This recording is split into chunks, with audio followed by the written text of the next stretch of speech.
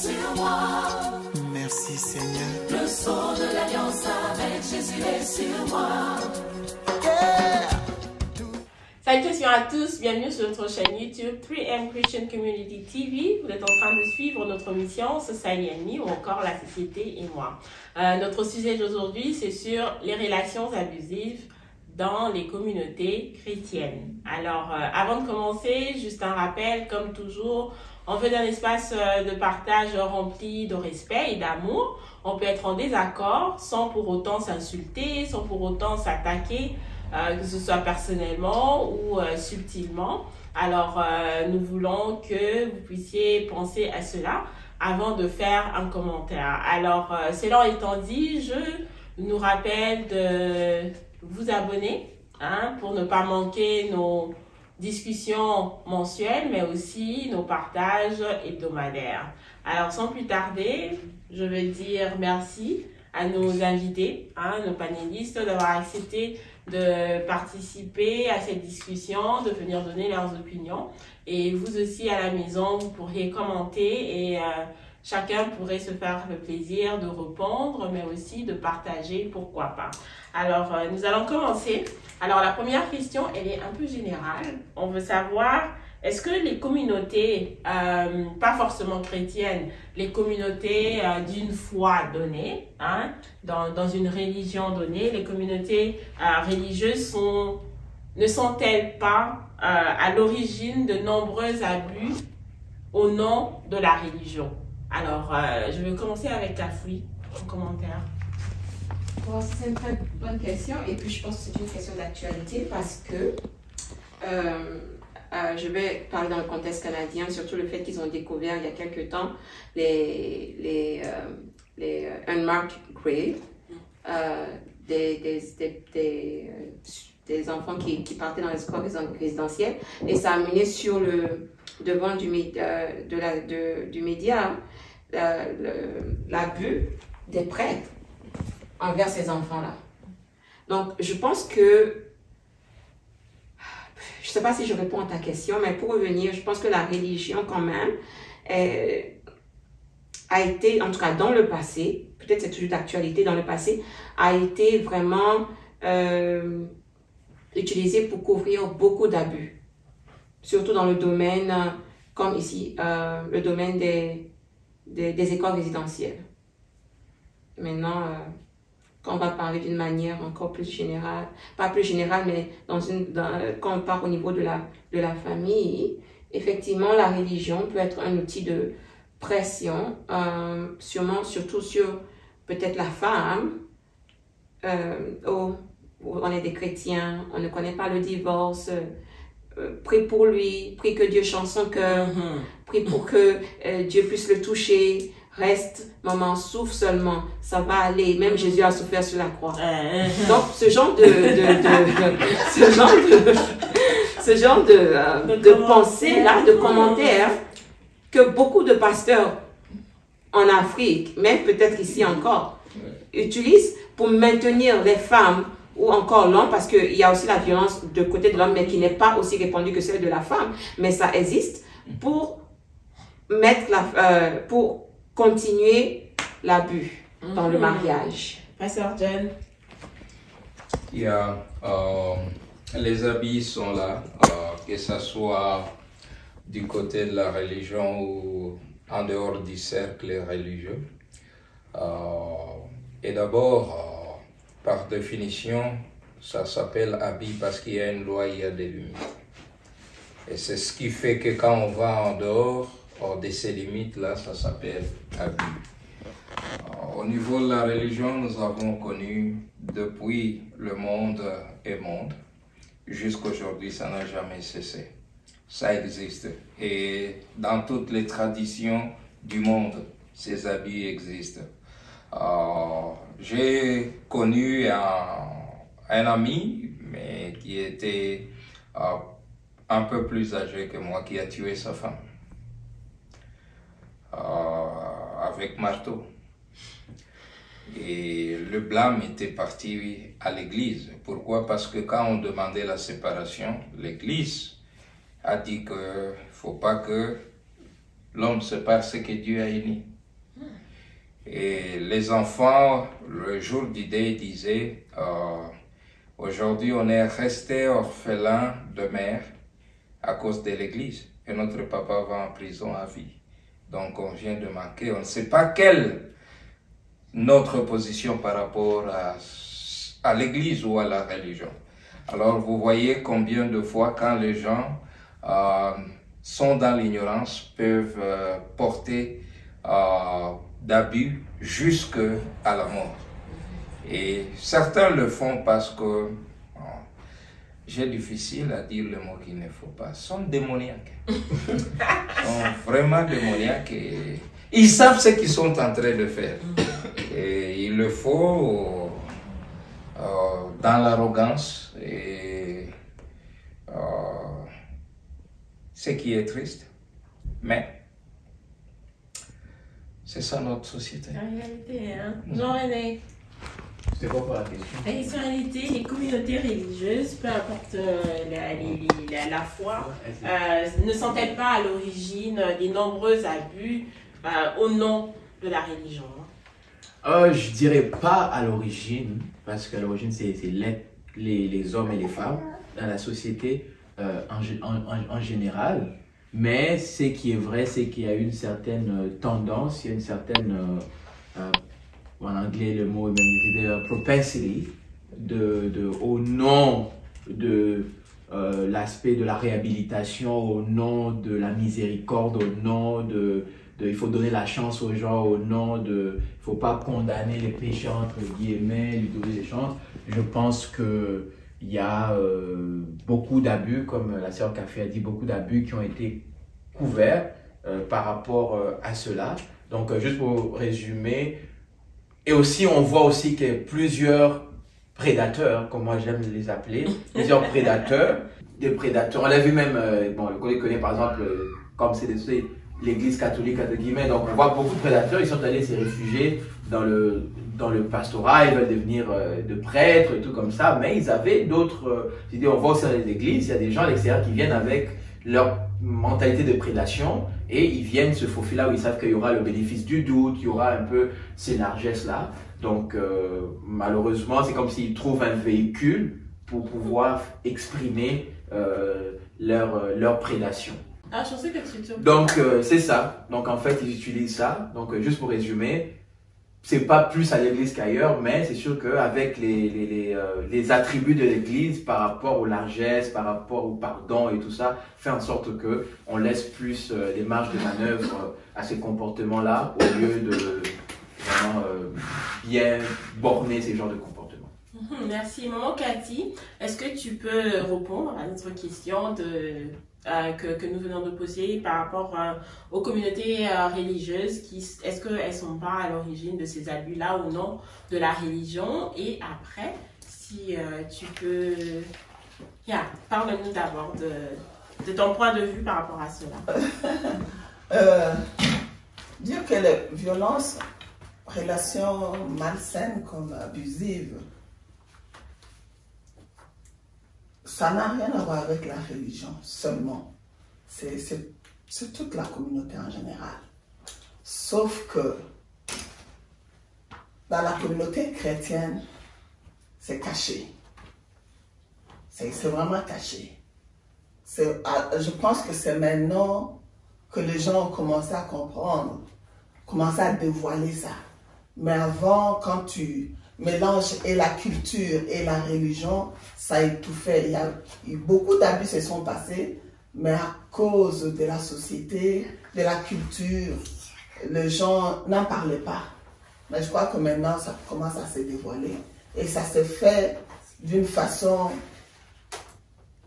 Si tu apprends par des histoires de gens, tu vas te demander est-ce que c'est vrai, ces gens ont vraiment un Dieu, ils servent Dieu, ils sont vraiment des religieux ou comment? Ben, il y en a. Ok.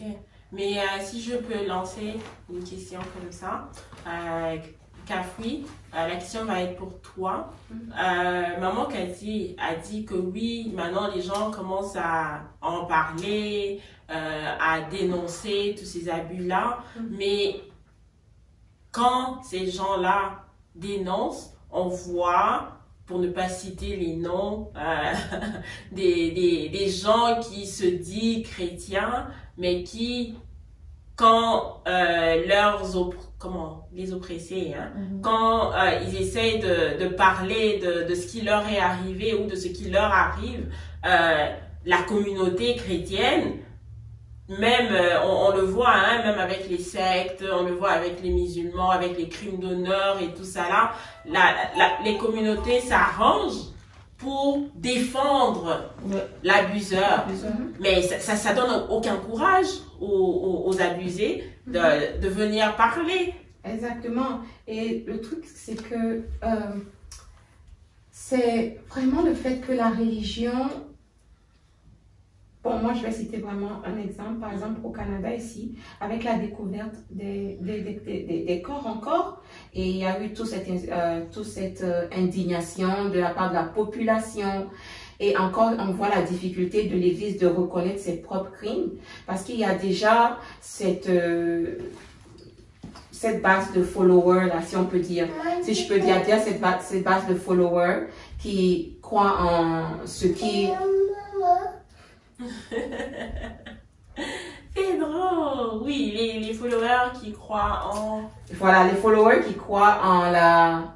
par exemple, l'église catholique, ok? Il y a les followers, les gens qui sont catholiques. Donc, ils se disent, l'église a du mal à reconnaître ses crimes parce qu'ils se disent, ok, on va reconnaître un crime, ça va entacher pour toujours la religion catholique, la foi catholique. Et ils laissent à peu près ceux qui ont été abusés, ils laissent ceux qui ont été abusés dans le désarroi parce qu'ils refusent et ils prennent. Et même dans le passé, ils ont eu à prendre toutes les conséquences que les prêtres qui ont eu à abuser ces enfants-là, on les transfère de pays à pays. C'est tout ce qu'ils ont, ils ont été, ce qu'ils ont subi comme conséquence. Donc, ça n'encourage pas. Et puis, on vit dans une société aussi où vraiment la parole de la victime n'est pas vraiment ça, en fait. Ça n'encourage pas. Peut-être ici au Canada, c'est un peu plus avancé, mais dans nos sociétés africaines, ou bien même d'où je viens, au Togo, parce que je n'aime pas généraliser, quel que soit le type d'abus que la personne a vécu, surtout l'abus sexuel, les femmes sont plus pointées du doigt. C'est ta faute. Exactement. Cet habit. Exactement. Pourquoi tu l'as provoqué? Comment est-ce que tu t'es comporté? Même un mari qui tape sa femme. Qu'est-ce que tu as fait pour qu'il te tape? Qu'est-ce que tu as fait pour qu'il crie sur toi? Donc, vraiment, on est dans une société en général où la victime, c'est vraiment difficile d'être une victime, en fait.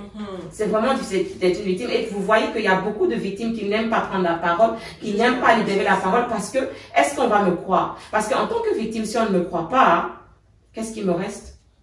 L'abuseur a tout détruit.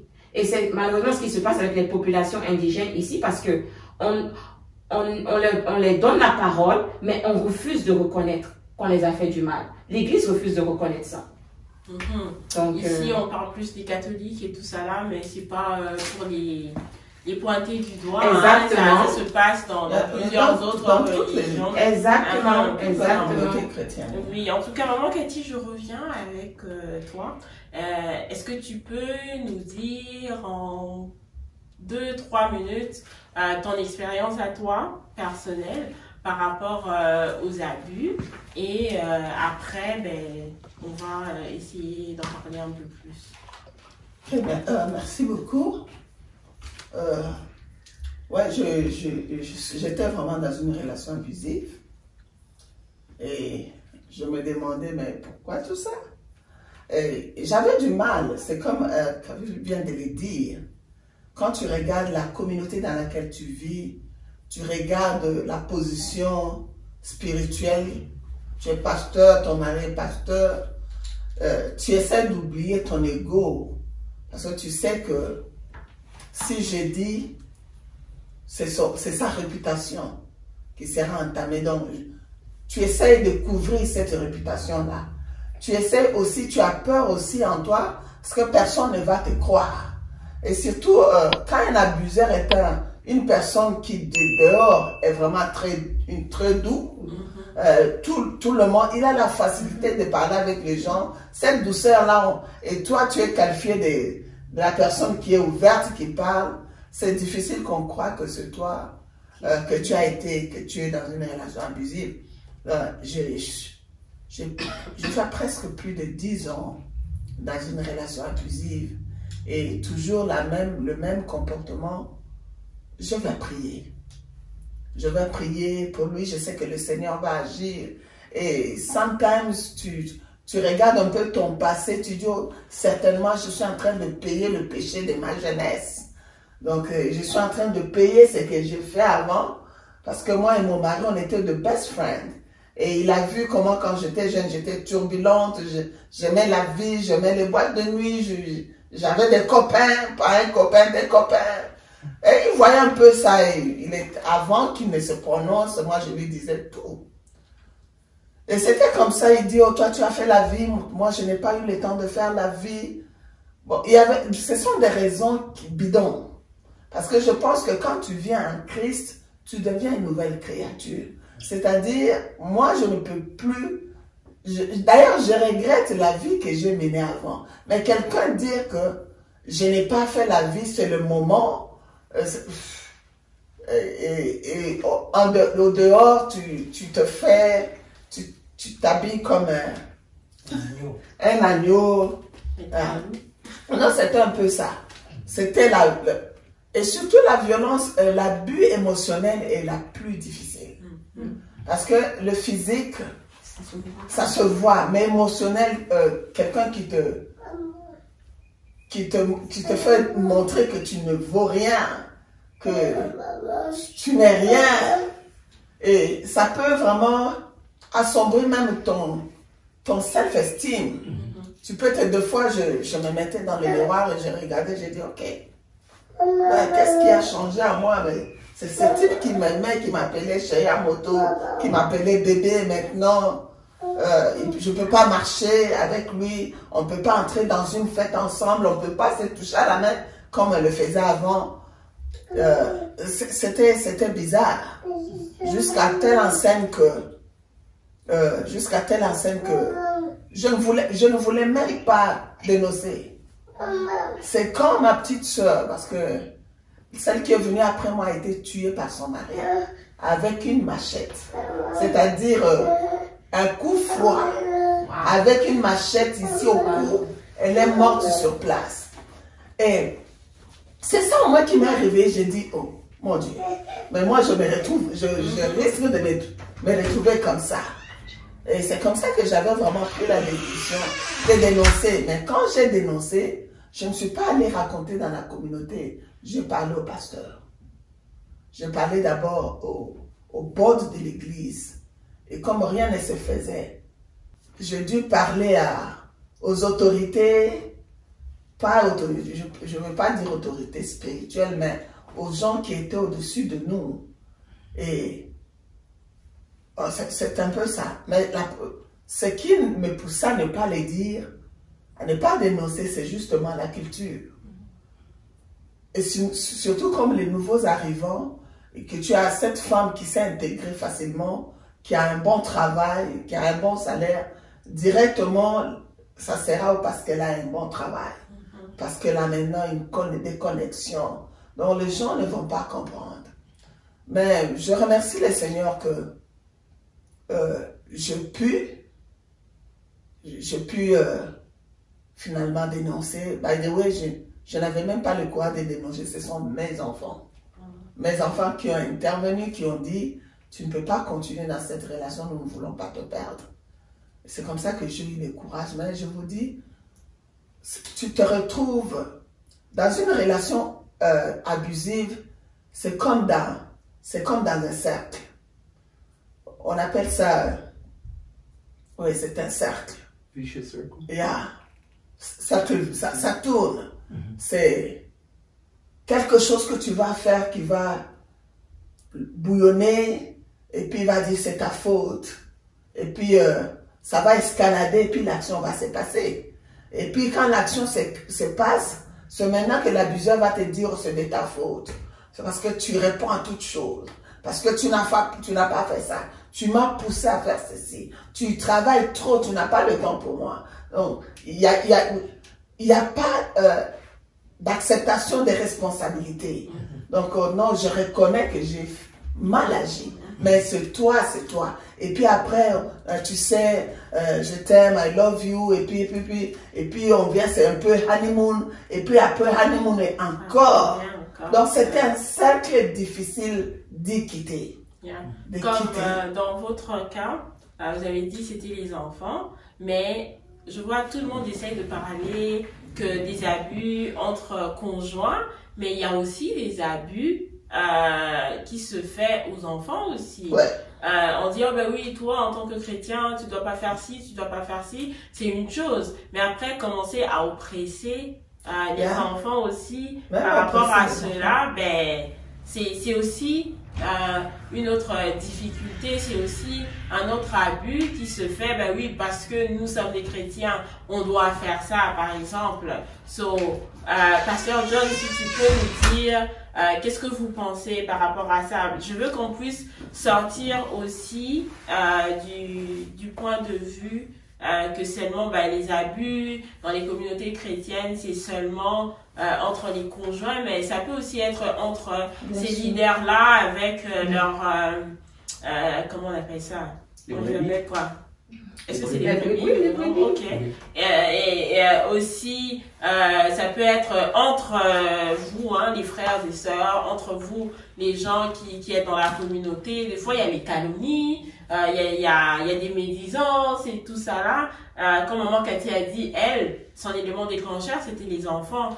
Mais les enfants peuvent bien essayer de faire ça, ou n'importe qui d'autre dans la communauté qui te voit, ça peut être ton voisin qui voit un certain abus qui se fait, que ce soit envers monsieur, madame, ou envers les enfants, ou envers des aînés, et ils veulent, ils vont dénoncer, mais si vous-même les concernez, vous ne voulez pas, vous vous dites, non, il n'y a rien et tout, on peut pas non plus, ces abuseurs-là ne peuvent pas payer de leur faute. Pasteur John. La parole de Dieu dit que mon peuple périt par faute de connaissance, par ignorance. Et les abus existent et persistent quand il n'y a pas la connaissance de la parole. Parce qu'avec la connaissance de la parole, on sait là où se trouvent les limites pour que personne ne puisse intimider l'autre, personne ne puisse dominer l'autre, personne ne puisse, dans les termes qu'on est en train de parler ici, abuser de quelqu'un d'autre. Mais quand on ne connaît pas qu'on est dans un abus, dans une relation où ça ne doit pas être tel que ça se présente, des fois c'est difficile de pouvoir s'en sortir. Dans les termes les plus techniques de la parole de Dieu, on parle de la délivrance. Vous connaîtrez la vérité, elle vous affranchira. Quand vous avez cette connaissance de cette vérité, il est difficile que vous puissiez subir un abus. Parce que dès que l'action se présente, vous serez au courant que ce n'est pas de cette manière que ça doit se faire. Mais quand vous n'êtes pas au courant, ça sera un peu difficile. Que ça provient, quelle que soit sa source, que ça provient des traditions, que ça provient de mœurs, que ça provient... je ne sais pas de quoi, mais quand vous savez qui vous êtes, qu'est-ce que Dieu veut de vous et comment vous devez vivre, vous allez arrêter plusieurs habits. Et malheureusement, certains d'entre nous ont été mal enseignés. Je n'ai pas froid aux yeux de le dire. On nous a très mal enseignés. Qu'il faut accepter un abus parce qu'on doit respecter. Non. Le respect ne dit pas qu'on doit tout accepter. Non, non. Et deux fois, on a peur de ce que les gens vont dire, de ce que les gens vont parler, de ce que les gens vont raconter. Nous ne sommes pas le produit du hasard. Nous ne sommes pas le produit des racontages des gens. Nous sommes ce que Dieu dit que nous sommes. Alors, quand on sait maintenant qui est-ce que nous sommes, ces histoires de la religion, de la communauté, de la société ne peuvent pas plutôt nous amener à une situation où on subisse l'abus. Il y a des gens qui subissent les abus dans leur propre famille. Je connais les traditions. La fille à l'âge de 17 ans, 18 ans, la maman qui lui dit, j'ai jamais vu quelqu'un ici frapper la porte. Mais Ok. si je peux faire un commentaire avant de continuer, Pasteur John, c'est étrange ce que vous êtes en train de dire parce que c'est ces mêmes parents-là qui vont te dire, bah, t'es pas supposé avoir des copains, t'es pas supposé avoir des copines qui sont un peu plus proches de toi, tu peux pas être en relation pendant que t'es encore plus jeune et tout, mais on t'appelle puis on te dit, bah, on attend, tu te maries quand, mais j'ai pas eu le temps de me mettre avec quelqu'un, j'en avais pas le droit, et directement, ben, tu te maries quand. Je vais te dire la vérité qu'ils ne t'ont pas dit, ils n'ont pas apprécié cette personne.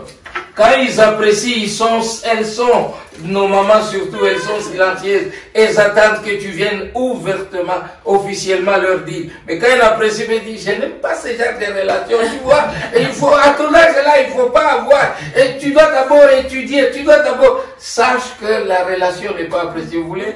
Non, c'est ça, non, je voulais dire aussi, il y a aussi le fait que, je parle encore de notre expérience en tant qu'Africain. Ouais. Beaucoup de parents aussi, en tout cas pour les filles, en tout cas selon l'expérience, quand ils élèvent, ils ne donnent pas les outils en fait. C'est-à-dire que de tel âge à tel âge, c'est interdit de parler de relations amoureuses, c'est interdit de parler même de relations amicales, c'est interdit de parler même n'en parlons même pas de sexualité. Mais à un moment donné, à 17 ans, 18 ans, ils se retrouvent, pour des parents, ah, mais pourquoi t'amènes personne à la maison? Mais comment je vais savoir? Si de ma préadolescence jusqu'à la fin de mon adolescence, 19 ans, 20 ans, 21 ans, on n'en a pas discuté. Comment est-ce que je sais ça? Et ça aussi, c'est dommage parce que si, pour des personnes qui sont, je ne vais pas dire même nés différents, mais qui ont un caractère extraverti, qui aiment aller vers le monde, et ça a été vraiment tabou dans la famille, non pas d'amis, pas de relations, rien du tout. Ils peuvent aller au contraire de ce que les parents demandent et partir se faire abuser parce qu'ils ne savent pas. Voilà. C'est le résultat, je pense, de leur tradition qui les a conduits, la plupart d'entre elles, dans des situations dans lesquelles elles se trouvent. À l'âge de 17 ans, vous allez trouver la plupart d'entre elles, elles étaient mariées. Pourquoi? Parce que la tradition savait qu'à cet âge, il y a des mouvements de transformation dans le corps. Et si on tarde, on va avoir des dégâts. Alors pour éviter, on essayait de créer des situations de mariage arrangé. Bon, ici il n'y a pas de mariage arrangé. Tu ne peux pas dire que le fils de tel va prendre... Attention, c'est maintenant l'arrangé, Insta, tout ça. Tu vas dire, oh, I have a friend, let's go, just you meet. Mais ils veulent masquer ça. On blâme souvent les ancêtres, mais il n'y a rien de nouveau. Là, maintenant, on va dire, oh, tout se récrée, tout se récrée. Je connais mon ami, tu feras bien vos personnalités, vous matcher. Ou bien tu te rends là, tu es venu pour voir la famille au brunch ou directement d'autres personnes, you know. Oui, c'est vrai. Genre, René parle comme si c'était par expérience.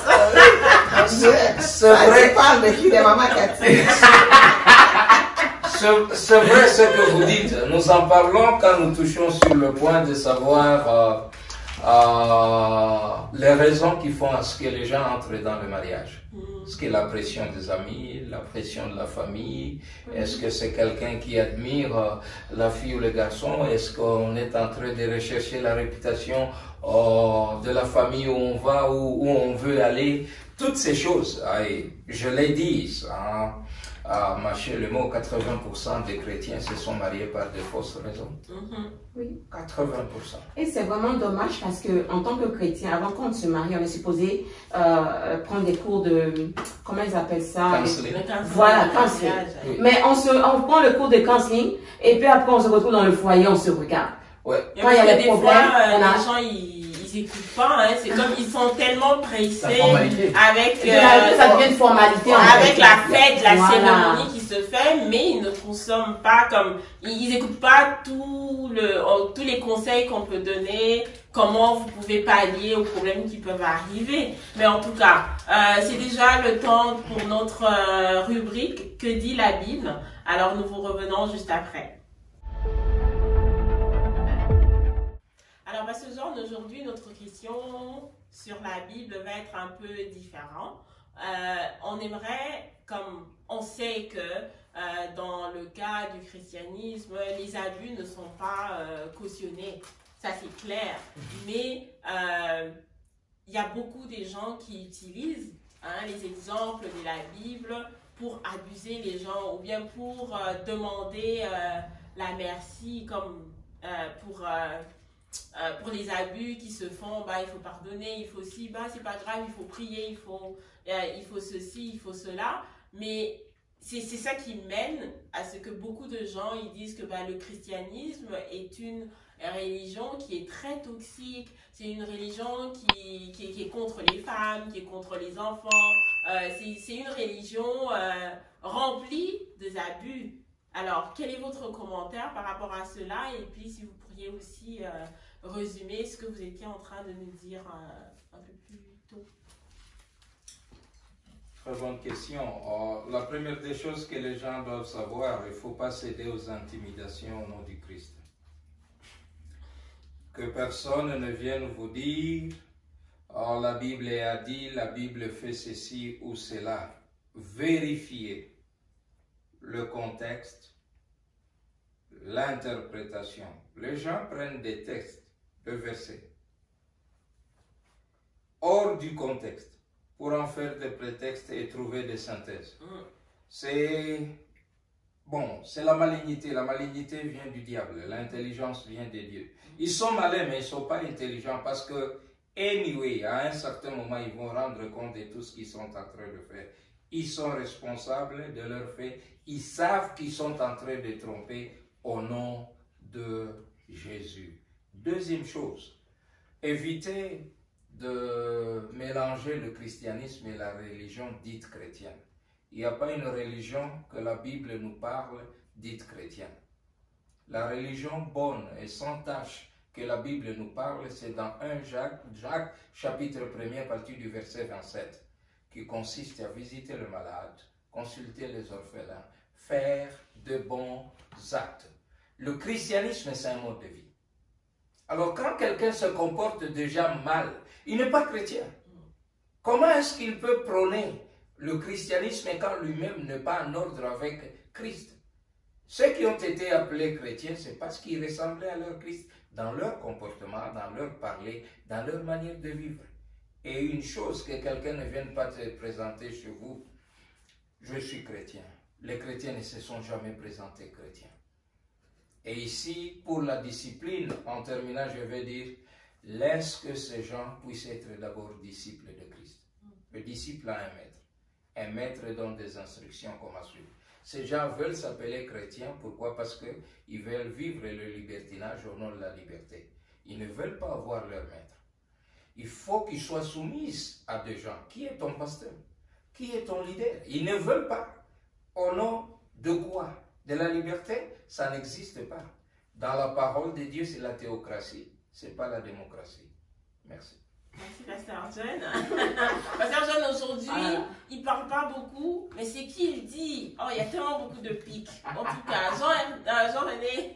Jean-RD, ouais, ça s'appelle Jean-RD. Bah oui. On dit quoi?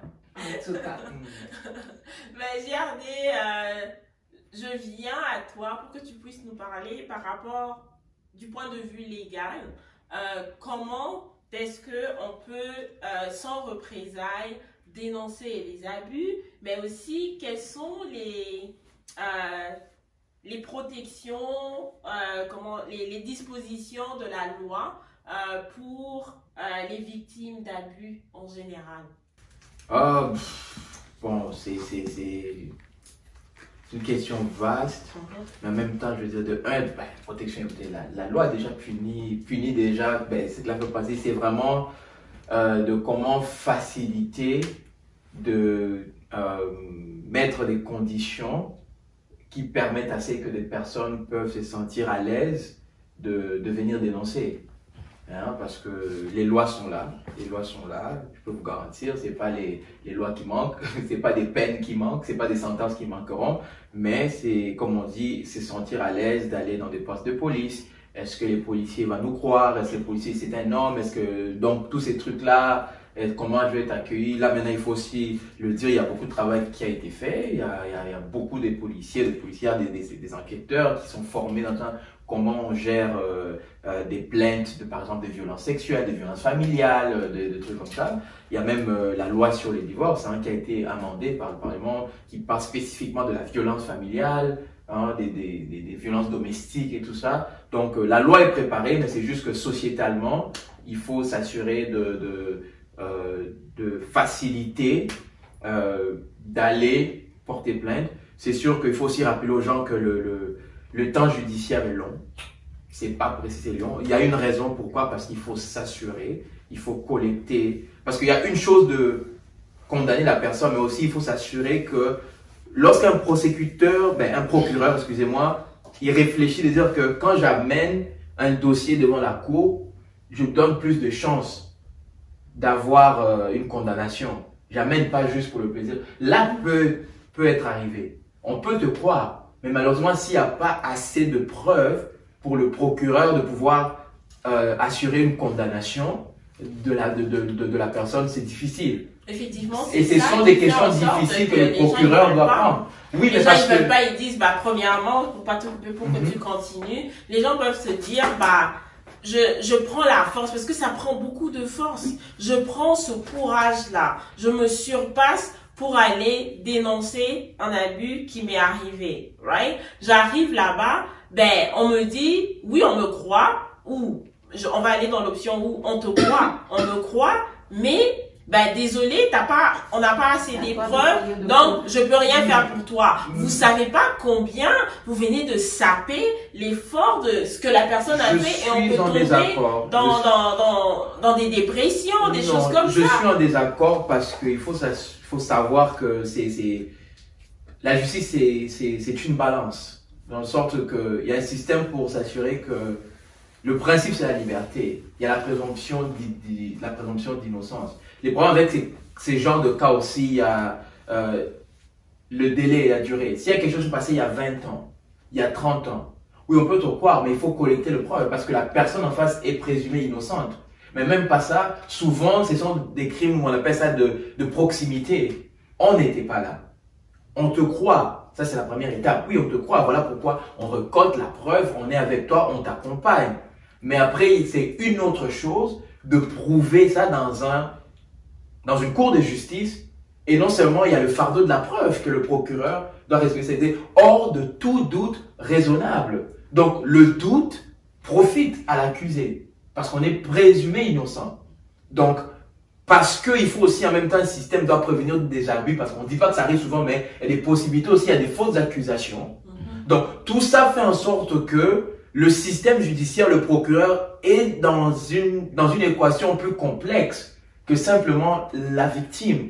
Vous comprenez? Donc, c'est difficile, on comprend, voilà, peut-être collectivement, en tant que société, on va réfléchir, mais heureusement, malheureusement, c'est les systèmes qu'on a parce que il y a beaucoup de possibilités de conséquences graves, ou comme on voit, si une personne est faussement condamnée, il y a aussi des conséquences, mais si aussi, après ça, la victime, on s'assure qu'elle n'est pas comme le procureur, ça sera de la négligence professionnelle s'il arrive avec un dossier qui n'est pas solide devant la cour. Parce que c'est que de l'autre côté, il y aura un avocat, cette personne va se défendre. Il y a le droit à la défense. Donc, si le procureur s'assure qu'il n'a pas un dossier solide, ça ne te rend pas justice parce que tu vas peut-être revivre, ils peuvent te mettre sur les bancs de l'accusé. Tu as le droit de te faire interroger. Donc, il y aura un contre-interrogatoire. Notre avocat va te poser des questions. Peut-être va te faire revivre des questions. Donc, le procureur est dans une mesure où, oui, on te croit.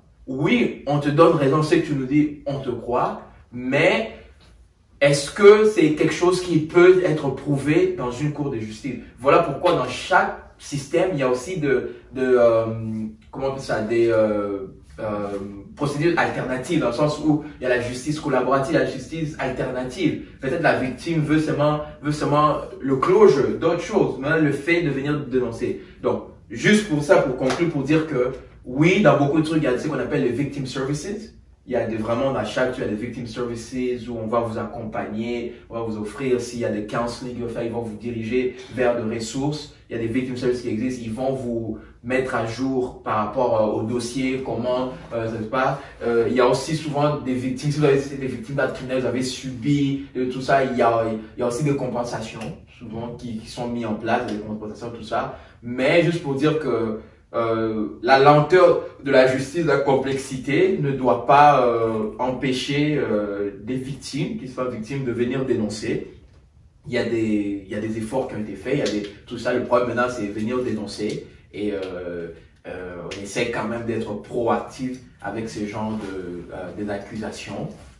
Mais comme j'ai dit, nous sommes dans un système où, voilà, ce sont des accusations, ce sont des allégations, et puis qui restent à être prouvées dans une cour de justice. Est-ce que c'est parfait? Non, mais c'est le système qu'on a et on essaie de jongler avec ça parce qu'il y a plusieurs intérêts qu'on essaye de protéger, de sauvegarder en même temps, tant l'intégrité juste parce que il faut aussi faire en sorte que lorsqu'il y a une décision, que la société puisse accepter cette décision-là et qu'en même temps aussi la victime doit se dire que, ok, si je m'en vais porter plainte, je confie dans le système, l'intégrité du système, juste qu'il y aura réparation. Donc il faut une certaine procédure à respecter qui donne confiance à tout le monde. Même la personne qui s'est fait condamner coupable peut accepter la peine parce qu'il dit que voilà, j'ai eu un procès équitable. Et la victime aussi, lorsqu'elle peut dire que voilà, justice a été rendue. Donc cet équilibre-là, c'est vraiment des exercices très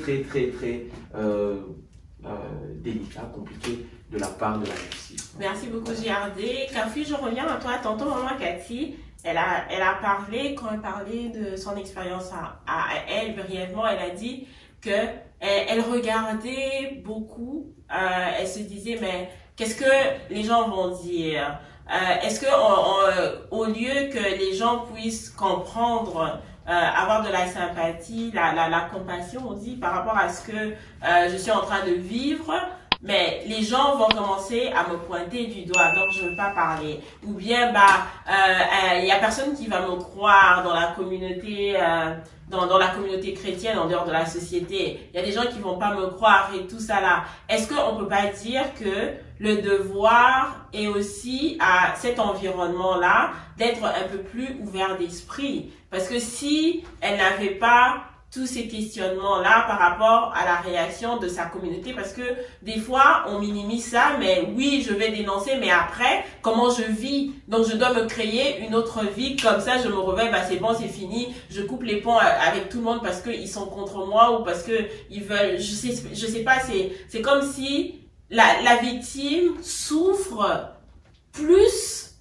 que l'abuseur, au-delà de l'acte, de l'abus qui a été commis. Donc il y a tellement beaucoup d'autres conséquences négatives qui fait en sorte que comment je fais? Alors la question pour toi c'est vraiment, est-ce que le devoir n'est pas aussi de donner la responsabilité à l'environnement de ces gens-là, d'être un peu plus ouverts, comme je sais pas, d'essayer de minimiser, comment on appelle ça, l'impact qu'il peut y avoir sur la personne abusée pour permettre à la personne d'être plus, comme de venir plus en avant et dénoncer cet abus. Mais tout à fait, parce que la communauté aussi joue un grand rôle dans la guérison ou la guérison de la victime. Et aussi, il y a, je ne suis pas vraiment bien en criminologie, whatever, mais il y a ce qu'ils appellent que si tu vois une personne mourir à côté de toi ou en train de choke et tu n'assistes pas à cette personne-là, on peut te poursuivre pour assistance en personne en danger. Donc, on peut faire pareil pour les gens qui voient les victimes, qui couvrent ces faits criminels. Désolé, on peut faire pareil. Et donc, je suis d'accord que c'est notre responsabilité. Si on voit quelqu'un qui est en train d'être abusé, que ce soit physiquement, financièrement, émotionnellement, on doit avoir cette capacité d'intervenir. Bon, en même temps, c'est pas tout le monde qui veut que tu interviennes dans leur business. Mais, dépendamment de la situation, tu peux quand même aussi mandater. Si vous faites partie de la même société, de la même communauté religieuse, ou même de la même communauté, parce qu'il y a des grosses communautés familiales, peut-être même voir le pasteur, voir le prêtre, approcher cette personne-là avec nos soucis, nos inquiétudes. Et la famille, peut-être voir un porte-parole de la famille. En tout cas, il faut, quel que soit le truc, il faut parler, il faut agir. Parce que pour moi, ne rien dire, ça revient à être complice en quelque sorte de cet acte-là. Et il doit vraiment, ce genre de tout doit être poursuivi. Et je pense que dans cette affaire de bullying, quand ça se passe à l'école, il commence à vouloir poursuivre ceux qui font du bullying et ceux qui sont aussi témoins et qui ne disent rien. Et l'enfant part se tuer et le parent ne sait pas. Donc, je suis tout à fait d'accord que c'est à nous qui revient la responsabilité d'agir. Et surtout, en tant que chrétien, je pense aussi que nous avons le devoir d'agir. On voit quelqu'un d'autre qui est en détresse, qui est en souffrance et qui obtient de l'aide, qui n'obtient pas de l'aide, on doit agir. Maintenant, to which extent, ça dépend. Merci beaucoup. Alors, on va faire le mot de la fin.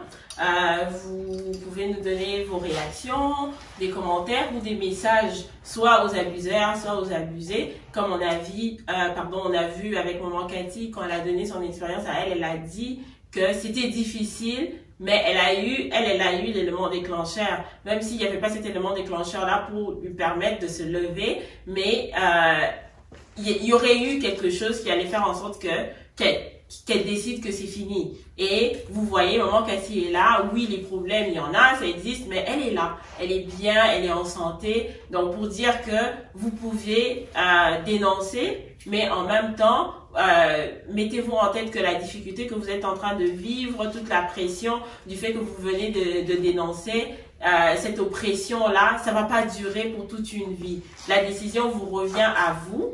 De dire que tiens, c'est ça que je veux faire, j'avance et je vais dans quelque chose de positif et puis vous allez être capable de guérir. On dit pas que c'est facile, mais c'est faisable. En tout cas, maman Cathy, mot de la fin par rapport à notre sujet d'aujourd'hui. Merci beaucoup. Je sais que les abus existent, le bullying existe même dans le mariage ou soit avec les enfants. Mais une chose que je voudrais épingler, c'est que dans Manitoba Act, nous tous, nous sommes redevables. Surtout quand nous sommes en face où nous voyons un enfant être abusé, quelque sorte d'abus. Notre rôle, c'est de dénoncer. C'est comme tu as dit, quand tu ne dénonces pas, qu'on sait que tu as vu ça, que tu n'as rien dit, c'est non-assistance à une personne en danger. Et c'est coupable. Pour ceux qui sont dans des relations abusives, je crois à la puissance de la délivrance. Je crois à la puissance de Dieu qui agit. Et je crie en ça et je priais. Et j'ai compris parce que nous avons l'intelligence, nous avons aussi le Saint-Esprit. Et tu peux voir a certain pattern of behavior. Donc tu vois que cette personne, rabbi ne change pas. C'est-à-dire, il est rabbi. Il ne change pas. Et là, tu n'as pas de nous. Parce que c'est les saints, nous n'avons pas le pouvoir de changer quelqu'un. C'est Dieu qui change les gens. Je fais ma part. J'ai vu qu'il n'y avait pas de changement. Eh bien, je laissais à Dieu de faire sa part. Mais dans ce cas-là, je ne reste pas là-bas. Je quitte. Parce que je ne vais pas mettre ma vie en danger au nom de la Bible ou de l'amour. Parce que même l'amour dit, la Bible dit que on doit s'aimer. L'amour couvre tout. Quand la Bible dit que l'amour couvre tout, l'amour ne couvre pas les abus. Un abus reste un abus. J'ai vu des femmes être tuées, je travaille avec les immigrants et je fais des sessions sur how to prevent domestic violence. Je vois les femmes qui disent, si je savais, si j'étais au courant de cet atelier, je ne serais pas arrivée là. J'ai vu une femme que l'homme a frappé avec le marteau, qui a passé 6 mois dans le coma. Et en fin de compte, pourquoi? Parce que aussi, la communauté, si je quitte, les gens vont penser parce que nous sommes au Canada. C'est un peu ça. Je ne dis pas que les gens ne changent pas, les gens changent. Mais tu dois donner le temps à la personne et que tu vois que vraiment, ta vie est en danger, la personne ne va pas changer. Tu dois te protéger. En tout cas, Pasteur John, mot de la fin. Apocalypse dit, vous les avez trouvés menteurs, vous les avez trouvés qui ne sont pas des dieux. La question que je repose, qu'est-ce que vous avez pris comme décision? Mais tout simplement, la grâce de Dieu est là pour les abuseurs et les abuser, si vous pouvez pardonner, mais n'acceptez pas n'importe quoi sur votre vie au nom de Jésus. Merci. Merci. Gafoui, mot de la fin par rapport à notre sujet, message. Je vais vraiment... je ne vais pas parler beaucoup, c'est pour dire que il y a une vie après l'abus. Il y a une vie, il faut avoir le courage de speak up et de s'entourer des personnes qui peuvent nous aider. Et il y a toujours une vie, il y a toujours une solution. Gervais, mot de la fin. Oui, hein, c'est même touché au côté juridique pour dire qu'il y a maintenant des lignes téléphoniques qui sont là pour vous aider. Il y en a beaucoup qui sont anonymes. Il y a des places, des hospices qui accueillent les gens. Et puis, la chose la plus facile, c'est seulement de prendre le téléphone, le 911, ou bien même de se présenter. Je ne sais pas, peut-être, si vous partez en marche comme ça, de se présenter au poste de la police. Je peux vous garantir qu'il y a eu des efforts, il y a eu des changements qui ont été faits. Ou des fois, même si c'est pas le police, d'aller dans le bureau du procureur. Hein, dans le bureau du procureur, c'est là sur Broadway. I think c'est 4 ou 5 Broadway. Et quelque chose comme ça, vous allez là-bas. Est-ce que les gens, ils vont vous entrer. Oui, mais quand vous rentrez, non, quand vous rentrez, il y a des shérifs qui sont là, ils vont vous poser des questions. Quand vous dites que vous êtes là pour dénoncer, ils sont entraînés, ils vont vous diriger vers ça. Et quand c'est vraiment urgent, voilà, ils vont vous diriger. Donc voilà, ils vont vous diriger juste pour encourager les gens, pour dire que vous n'êtes pas seul. Évidemment, si vous avez des personnes de confiance, la famille, les membres, des pasteurs, communautés, mais si ces avenues-là ne fonctionnent pas, voilà, nous sommes aussi dans un état de droit. Et avec cela, il faut se diriger vers des ressources. Il y a des ressources. Et puis, voilà, ils seront là pour vous assister, vous donner les services que vous avez besoin. Merci beaucoup, en tout cas, à vous qui êtes en train de nous suivre. Vous avez été avec nous tout le long. Et merci à vous, nos invités, d'avoir accepté de venir jouer le jeu. Mais je veux rappeler, s'il y a des abus que vous êtes en train de voir ou que vous êtes en train de vivre, allez-y, dénoncez ces abus-là, parlez-en autour de vous. Des fois, juste le fait de parler, ça fait du bien, hein, ça soulage. On ne vous demande pas d'aller parler à tout le monde, mais parlez-en aux bonnes personnes. Créez-vous un cercle de support, hein, des gens que vous savez qui vont être là, des gens que vous pouvez appeler à tout moment, les gens qui, quand il y a un problème, quand il y a un souci, aussi petit que ce soit, ils vont être là pour vous encourager. Et croyez-moi, il y aura toujours même une personne qui va être à mesure de marcher avec vous dans cette saison-là. Donc il faut pas avoir peur de dénoncer. On sait que des fois c'est facile de dire et difficile de faire, mais quand vous prenez le courage, entourez-vous des bonnes personnes. Et comme nous avons partagé, maman quand il a dit, Jean-René l'a dit, il y a des services qui existent pour orienter les victimes des abus. On a parlé ici des abus des enfants, on a parlé des abus entre conjoints, mais ça existe aussi des abus professionnels, hein, au travail, entre collègues, entre votre